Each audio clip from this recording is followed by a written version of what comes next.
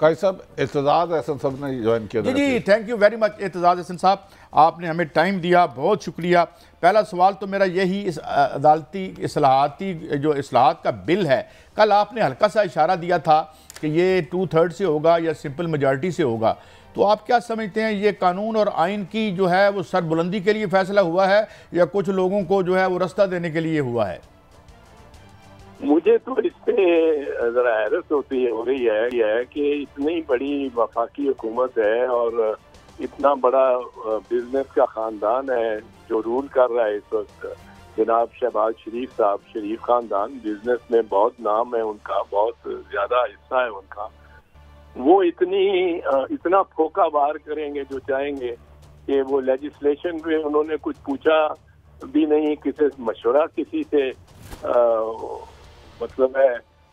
आजम नजीर तारड़ साहब ने भी किसी ने नहीं किया। आजम नजीर तारड़ एक खुशगवार झोंका है इस पार्लियामेंट में, क्योंकि वो बड़ा तहजीब से और बड़ी शीरीं गुफ्तारी से बात करता है, पर यूं लगता है कि उसने भी कानून को और इसको उजलत में देखा है और स्टडी नहीं किया। बात ये है कि जो वो चाहते हैं वो उसके लिए तो बिल्कुल ये फोका वार है। पहले आप अपील का ले लें, अपील प्रोवाइड करना बहुत अच्छा सोच है और मैं इसको इंडोर्स करता हूँ। अपील के बगैर मैं तो 15-20 साल से लगा हुआ हूँ। चीफ जस्टिस को भी कहा अपील रखें 184(3) में, आखिर कोई हार पे आखिर तो नहीं होता। तो वो ये तो अच्छा काम है, लेकिन किया इस तरह है कि फोका फायर है।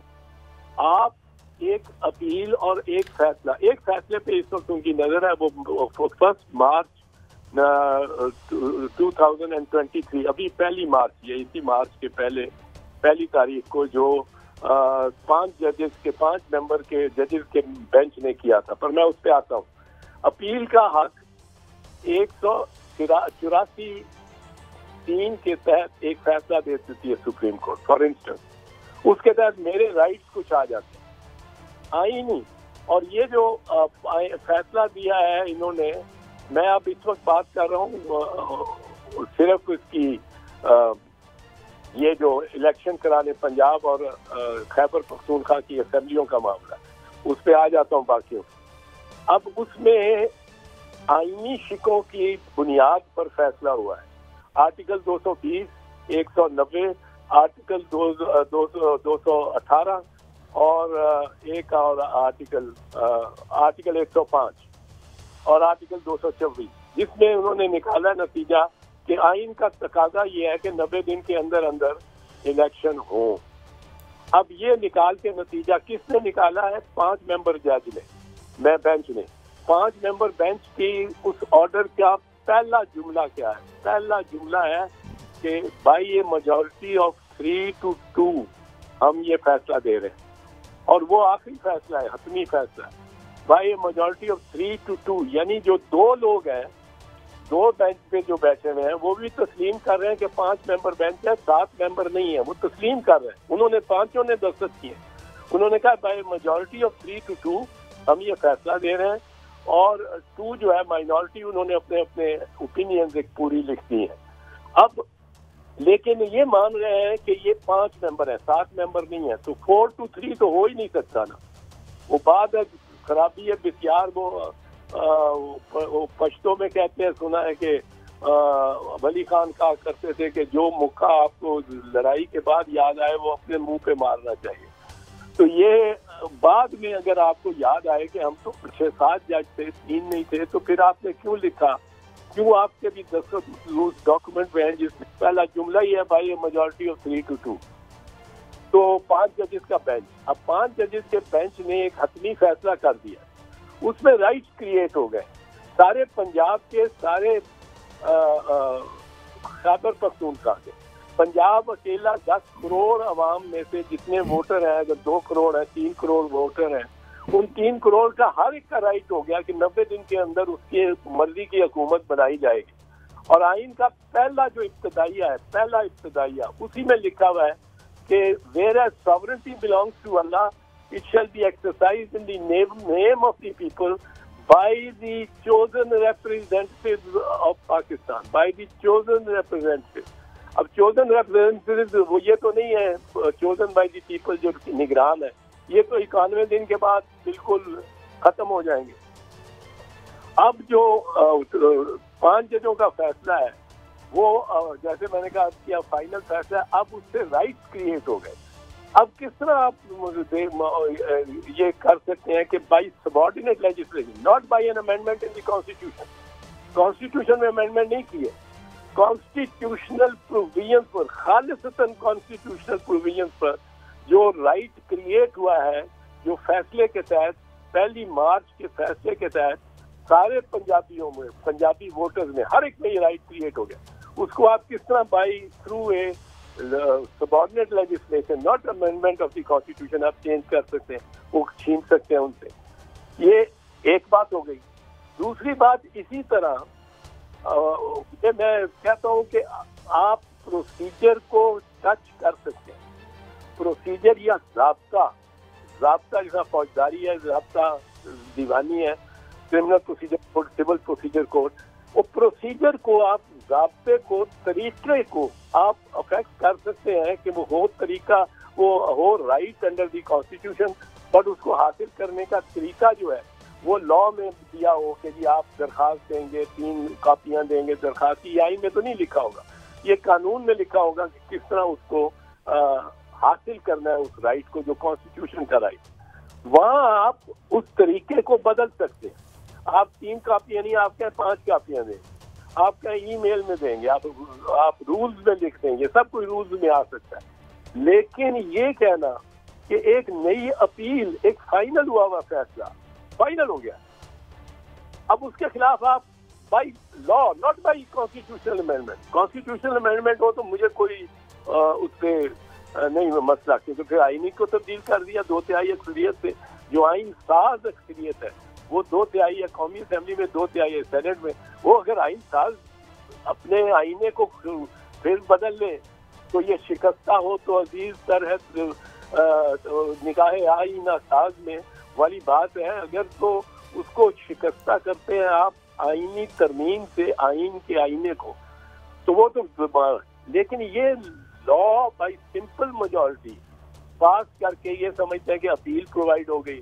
अपील नहीं उनके फैसलों के खिलाफ हो सकती, अच्छी जरूर होनी चाहिए, मैं ये भी नहीं कहता हूँ कि अपील नहीं होनी चाहिए, लेकिन अपील इस तरह नहीं आ सकती मारवे वजूद में। और इसको सुप्रीम कोर्ट, नेक्स्ट स्टेप है सुप्रीम कोर्ट इसको। थोड़ी सी एक बात, नवाज शरीफ साहब के लिए कहा जाता है कुछ सियासतदान ये सब किया जा रहा है, इससे पहले मीटिंग भी हुई।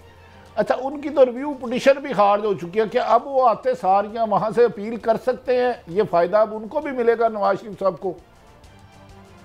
नहीं, देखें, इसमें 2-3 और चीजें भी निकल आती हैं। एक तो जो मफरूर हो ना, वो अपना राइट टू अपील ही गंवा बैठता है। ये याकूब अली साहब की जजमेंट है और बड़ी मुस्तनद जजमेंट है, उसको फॉलो किया जा रहा है तो 60-70 साल से। अब वो ये जो है, ये तो नवाज शरीफ साहब, तो अगर कोई और आम पाकिस्तानी तो वो अपना राइट टू अपील फॉरगो कर चुके। उन्होंने फैसला कर लिया मैं लंदन में रहूंगा, अदालत में वापस नहीं आऊंगा।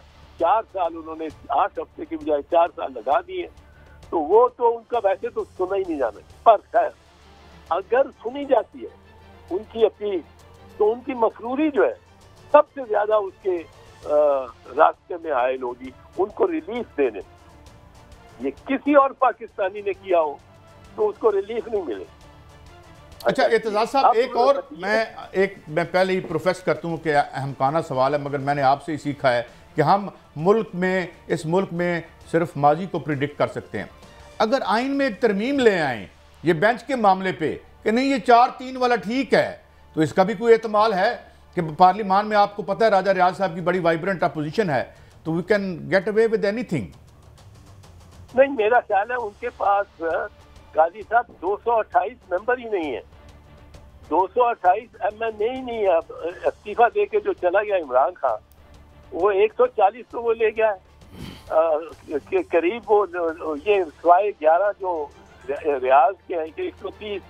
अब वो उनको चाहिए 228, 342 में से 228 चाहिए।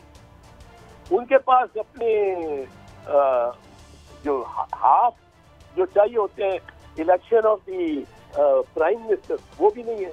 वो उनको 186 चाहिए उसके लिए, वो उनके पास नहीं निकलते, तो उनके पास 228 कहाँ से निकल आएंगे?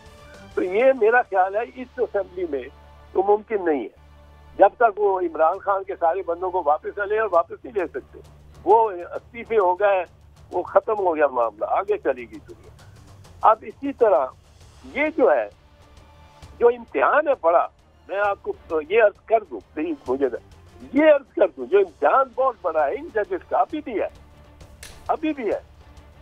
ये अभी कोई कल ये कानून नहीं बन जाएगा, इसमें कल पास करेगा सेनेट तो पास करेगा, तो प्राइम ये भेजा जाएगा नेशनल असेंबली की जानिब से सदर को। सदर 10 दिन ले सकता है इस पे कंसिडर करने पे, फिर 10 दिन के बाद वो ओपिनियन देगा कि जी आपने तो बाई लॉ कॉन्स्टिट्यूशन को तब्दील करने की कोशिश की है, ये आपकी कोशिश नाकारा है। वो और लेगा कि आपका मोटिव क्या था, इसमें मोटिव भी आएगा। वो 8-10 सवाल करके और वजीर आजम को भेज देगा। अब वो जब वापस आएगा, वो आएगा तो असेंबली में, अगर असेंबली उसको फिर पास कर देती, फिर भी सदर के पास और टाइम है, वो कम से कम तो 20 दिन के 22 दिन सदर को ये मिल जाते हैं, सदर के आने जाने, तो वो पूरे दिन लगेंगे इसमें, क्योंकि इसमें कॉन्टेस्ट होगी। इसमें ये छोटी सी बात नहीं है कि जी आपको छोटा सा आम कानून पास नहीं किया जा रहा, ये तो बड़ा आईन में तरमीम, और ये मैं मानता हूँ आर्टिकल 191 के तहत आप राब्ता या प्रोसीजर या जो उसका तरीकेकार है उसके। अच्छा, मैं माफी चाहता हूँ, मैं एक ब्रेकिंग है खबर, मैं वक्त की इख्तिसार की वजह से कि मैं देख रहा हूँ कि ये एक ट्वीट भी असनात मलिक साहब की आई है कि ये कह रही है justice Qazi Faisa and justice Aminuddin Khan held that hearing of all cases under Article 184(3) be postponed till amendments in Supreme Court rules in 1980 related to discretionary power of CJP to form benches. Justice Shahid Waheed, however, dissented with their opinion. इसको हम कैसे interpret करेंगे? ये मैं आपको बता रहा हूँ कारी साहब, कल 2-3 दिन से लगा हुआ कि ये भी वही चीज है। असल में बात है इस वक्त कौन से जजेस नजरिया जरूरत वाले कैंप में है, जो जिसकी वर्षा चीफ जस्टिस मुनीर से चलता है, और कौन से नजरिया जरूरत के खिलाफ वो सिलसिला कॉर्नीलियस से चलता है। अब उमर बंदयाल तो ये लगता है कि खड़े हैं नजरिया जरूरत के खिलाफ, और अब काजी और बाकी सारे जो उमर के चीफ जस्टिस के इन इक़दामात को, चीफ जस्टिस क्या कह रहे हैं? चीफ जस्टिस कह रहा है कि आइन में 90 दिन लिखे हुए, 90 दिन में आप इलेक्शन कराओ। हाँ, अगर बिल्कुल कोई ऐसा है तो 10-15 दिन आपको ऊपर दे देते हैं, वो बड़ा रीजनेबल बात। 10-15 दिन आप इसमें कराओ और इलेक्शन कराओ। वो कहते हैं 90 दिन तो ठीक है, लिखा हुआ है, अदालत में लिखा हुआ है, आइन में लिखा हुआ है, पर इस वक्त जरूरत ये है कि फौज लगी रहे बॉर्डर पे, रेंजर अपनी ड्यूटीज पे, और पैसा हम किसी और मिड से निकाल के इधर ना लगाएं। जरूरत ये है। अब ये नजरिया जरूरत जवाज बनता है आइन से गुरेज का। अब एक तरफ एक चीफ जस्टिस खड़ा के आइन, दूसरे क्या नहीं जरूरत। अब जरूरत हमारी है कि अक्टूबर में भी हम कहेंगे कि जी ये इलेक्शन नहीं हो सकता, जरूरत हमारी तो नहीं है कि इलेक्शन हो। अक्टूबर में भी आ जाएंगे तो नजरिया जरूरत लग जाएगा, मार्च तक ले जाए, फिर अगले मार्च में पहुंचेंगे। एक तो जो आज इन्होंने अमेंडमेंट की है और जो आइन पे वादिया लिखा है 90 दिन में इलेक्शन, ये बदाहिर बादियुल नजर में लग रहा है 90 दिन में हुकूमत नहीं। तो आप इस पे अदालतों पे, इंसाफ पे और सियासत पे क्या इसके असरात देख रहे हैं इन फ्यूचर? देखें, ये डिपेंड करता है। अभी भी कुछ जजेस ऐसे हैं, अभी भी ऐसे जजेस हैं जो नजरिया ज़रूरत के साथ नहीं खड़ा होना चाहेंगे।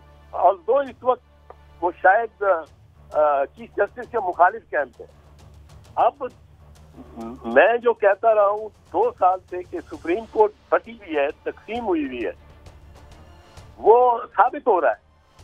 अब ये जो फैसला है कि आप बता रहे हैं, फरमा रहे हैं कि काजी सैयद ईसा और जस्टिस अमीनुद्दीन खान ने ये किया है कि ये जो उस वक्त का कोई सुओ मोटो या 184(3) की ज्यूरिसडिक्शन ही ना एक्सरसाइज की जाए जब तक वो लॉ पास नहीं होता। भाई पहली तो बात है वो लॉ पास भी हो जाए, वो लॉ 184 की ज्यूरिसडिक्शन के किसी जजमेंट को सेटिस्फाइड नहीं कर सकती। प्रोसीजर इन फ्यूचर कर सकती है, बट जजमेंट को जिसमें राइट्स क्रिएट हो चुके हैं और कॉन्स्टिट्यूशन के तहत राइट्स हैं, वो लॉ से आपके कॉन्स्टिट्यूशन, उसके नीचे लॉ, उसके नीचे ज़ाब्ता होता है। अब वो लॉ से चेंज नहीं कर सकते आप स्टैट्यूट किसी का। तो ये चीज यहाँ चीफ जस्टिस खड़ा, उसके मुखालिफ जो है वो नजरिया ज़रूरत मुनीर, फिर अनवार उल हक साहब, फिर इरशाद हसन खान साहब। एतजाज हसन साहब, I hate to stop you in the middle of such engaging, आपने बात की, बहुत शुक्रिया, आपने हमें वक्त दिया।